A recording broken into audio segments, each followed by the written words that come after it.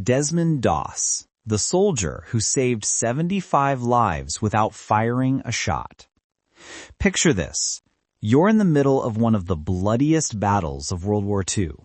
Japanese machine guns are tearing your platoon apart. Artillery shells are exploding all around you.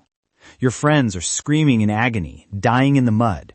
And then you see him, a soldier running toward the gunfire, not away from it. He's carrying no weapon, no rifle, no pistol, not even a knife. He's completely defenseless. And over the next several hours, while everyone else retreats down the cliff to safety, this one unarmed man lowers 75 wounded soldiers, one by one, down a 400-foot cliff face, using nothing but a rope and his bare hands, all while praying, "Lord, please help me get one more." This is not a movie script. This is not fiction. This is the true story of Desmond Doss, the only conscientious objector to receive the Medal of Honor during World War II. A man who was beaten, mocked, and threatened with court-martial for refusing to touch a weapon. A man whose own officers wanted him kicked out of the army. And yet, this same man became one of the greatest heroes in American military history. By the end of this video, you'll understand how a Seventh-day Adventist from Virginia, who believed killing was a sin, became the soldier his comrades trusted more than anyone else. Stay with me, because Desmond Doss's story will challenge everything you think you know about courage, faith, and what it truly means to be a warrior. Part 1. The Boy with the 10 Commandments. Childhood and Faith. The story of Desmond Thomas Doss begins on February 7th, 1919, in Lynchburg, Virginia.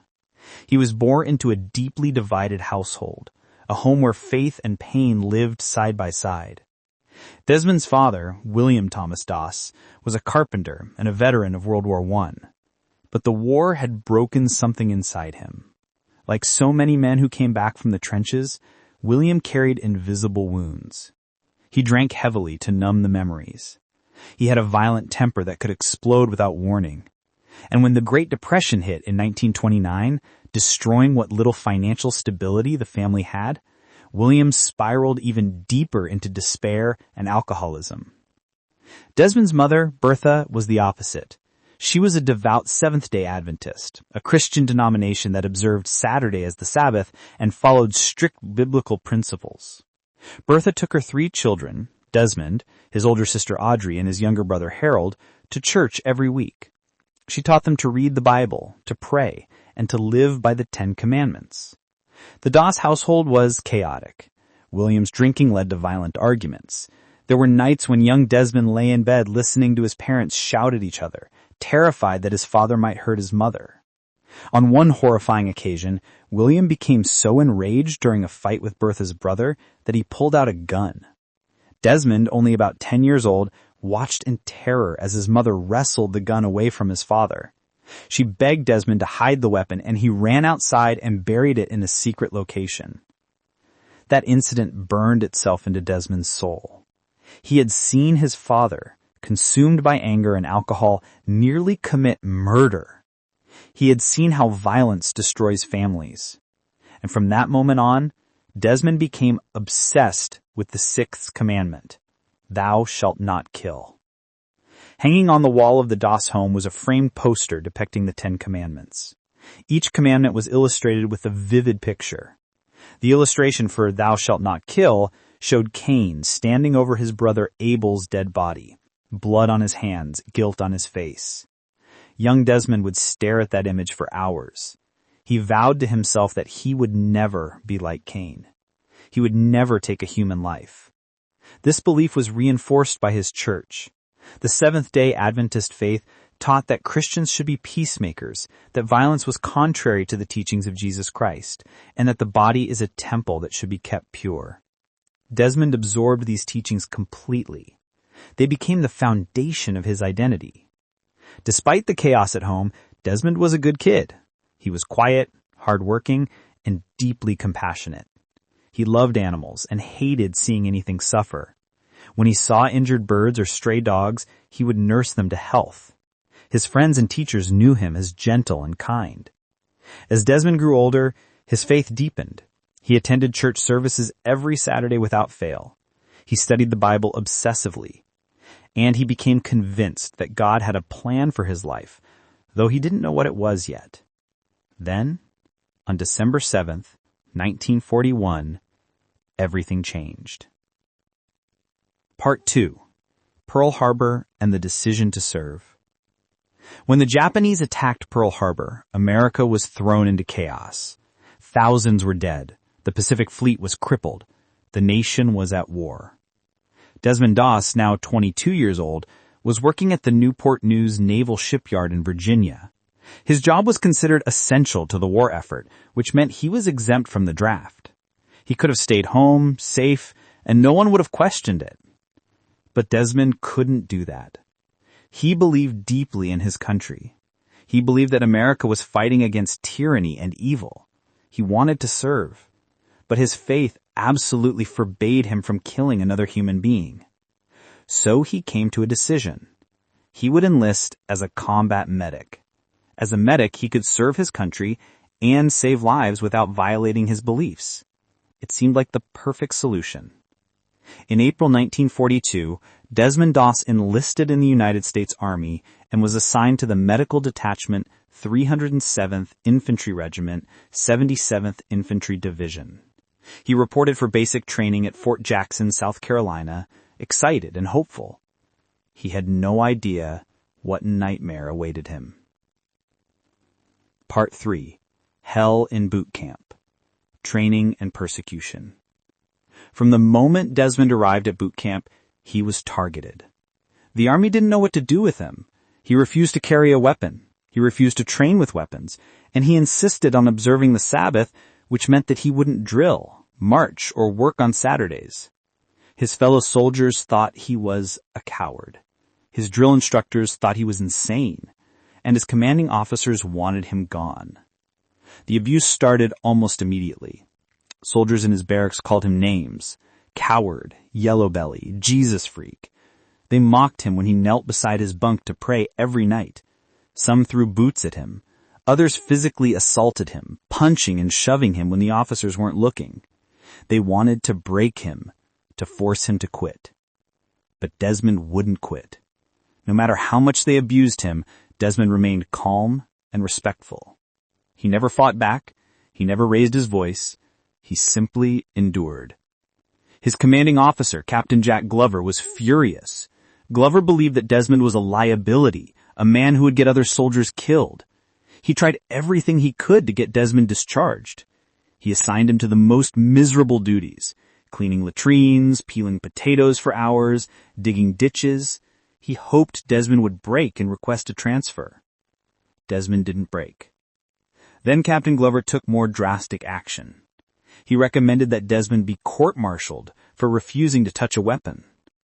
The charge was serious and could result in a dishonorable discharge or even prison time.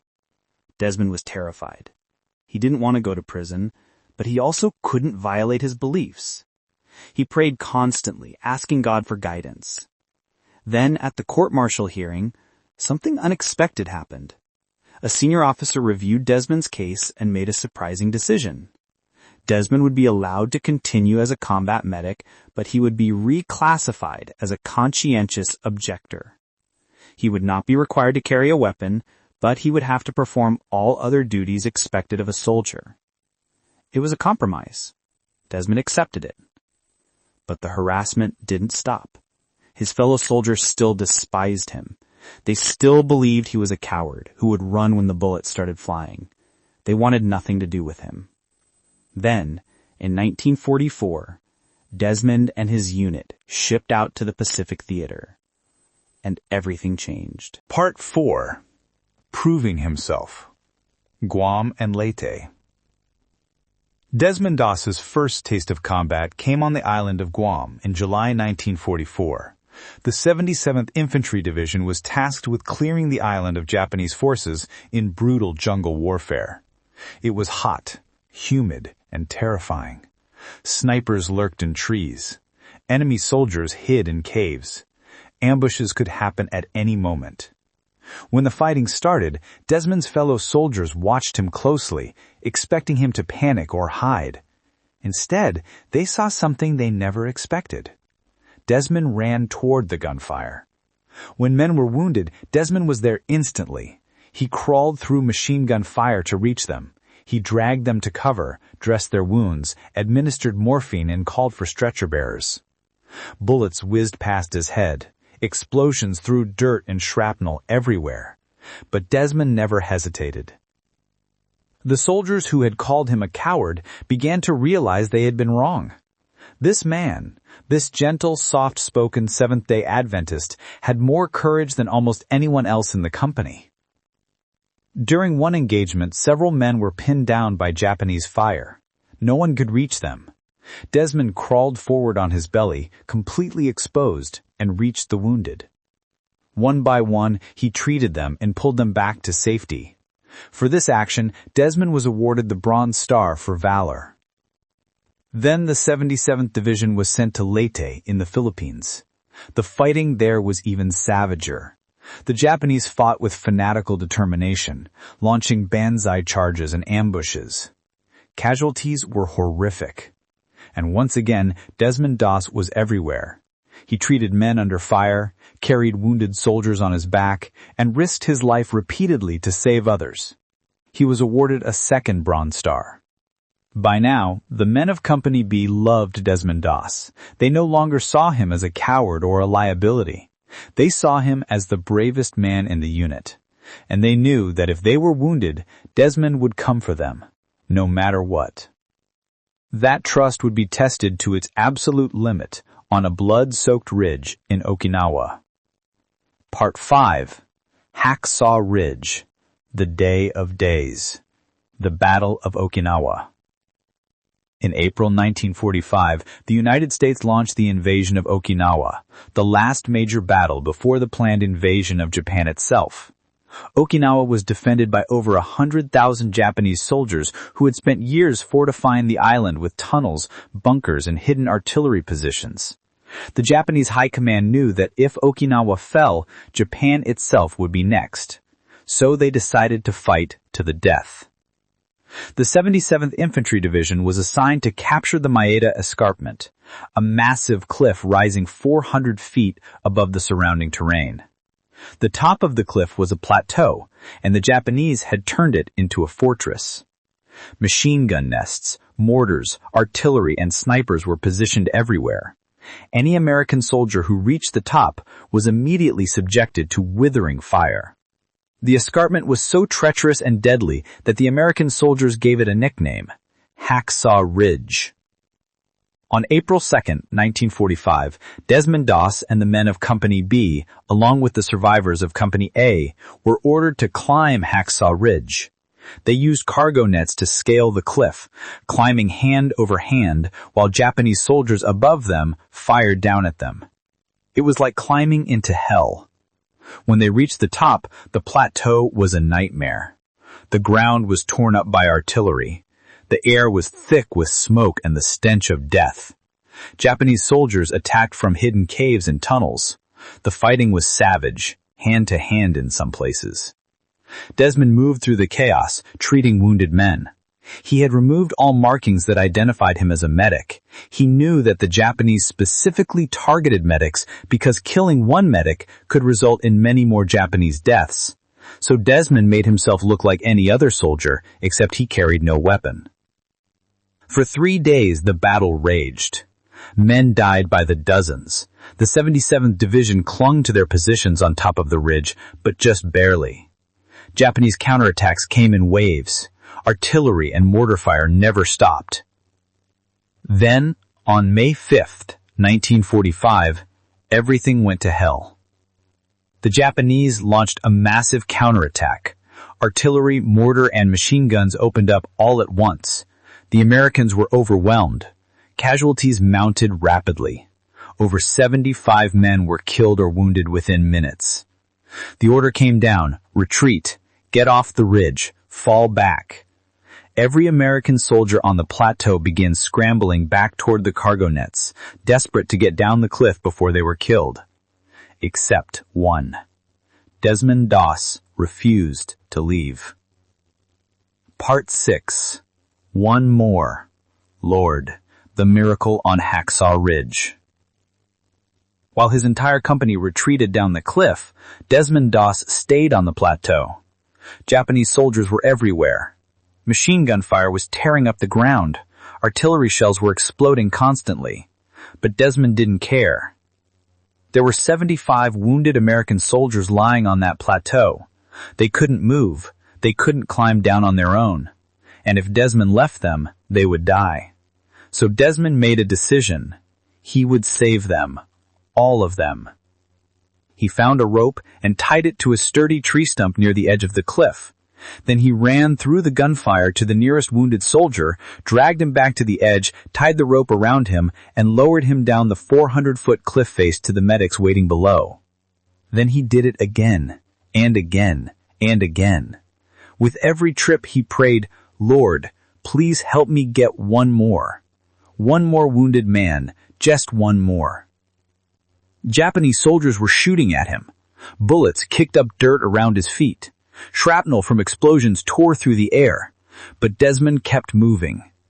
He found a soldier with both legs shattered by machine gun fire. Desmond dragged him across 50 yards of open ground under fire, lowered him down the cliff, and went back for another. He found a soldier with his arm blown off, bleeding to death. Desmond tied a tourniquet, carried him to the edge, lowered him down, and went back for another. He found soldiers with stomach wounds, chest wounds, head wounds. Some were unconscious, some were screaming in agony. Desmond treated each one as best he could, then lowered them to safety. For over 12 hours, Desmond Doss worked without stopping. He didn't eat, he didn't drink, he didn't rest. He just kept praying, "Lord, please help me get one more." By the time dawn broke, every single wounded American soldier had been evacuated from Hacksaw Ridge. Desmond had saved 75 lives. 75 men who would have died if not for his courage. The soldiers at the bottom of the cliff couldn't believe it. How had one unarmed man accomplished this? It seemed impossible. It seemed like a miracle. And maybe it was. Part 7. The Final Wounds. After the evacuation of Hacksaw Ridge, the 77th Division regrouped and continued the fight for Okinawa. Desmond Doss remained with his unit, still treating wounded men, still putting himself in danger. On May 21, 1945, Desmond was crouched in a shell hole with 2 other soldiers during a night raid when a Japanese grenade landed at his feet. Desmond tried to kick it away, but it exploded. Shrapnel tore into his legs and lower body. The pain was excruciating. Desmond treated his own wounds as best he could, wrapping tourniquets around his legs to stop the bleeding. Then he waited. For 5 hours, he lay in that shell hole, bleeding in agony, while Japanese soldiers searched for survivors nearby. Finally, stretcher bearers reached him and began carrying him back to the aid station. But as they moved through the darkness, they came under attack from a Japanese tank. Machine gun fire raked the area. One of the stretcher bearers shouted that another soldier nearby had been hit and was more critically wounded than Desmond. Desmond, bleeding and in agony, rolled off the stretcher and told the bearers, "Take him first." The bearers carried the other soldier to safety. Desmond waited, alone, in the darkness. Then, as he tried to crawl toward the aid station on his own, a Japanese sniper shot him. The bullet shattered his left arm. Desmond was now critically wounded in both legs and one arm. He was losing blood fast, but he refused to give up. He found a discarded rifle stock, used it to splint his shattered arm, and crawled 300 yards over rough terrain to reach the aid station. He survived. Barely. Desmond was evacuated to a hospital ship, then back to the United States. Surgeons removed 17 pieces of shrapnel from his body and worked to save his arm, but the damage was severe. Desmond would never fully recover. Part 8. The Medal of Honor and the Cost of Heroism. On October 12, 1945, Desmond Doss stood on the White House lawn in Washington, D.C. President Harry S. Truman placed the Medal of Honor around his neck. Truman shook Desmond's hand and said, "I'm proud of you. You really deserve this. I consider this a greater honor than being president." Desmond Doss was the first conscientious objector in American history to receive the Medal of Honor. But the cost had been enormous. Desmond's injuries never fully healed. He had lost significant use of his left arm. His legs caused him constant pain. And worse, during his time in military hospitals, he contracted tuberculosis. The disease ravaged his body. Doctors were forced to remove his left lung and 5 of his ribs. For the rest of his life, Desmond survived on a single lung. He also suffered from severe hearing loss caused by the artillery explosions on Okinawa. He was partially deaf for the rest of his life. Despite all this, Desmond never complained. He never expressed regret.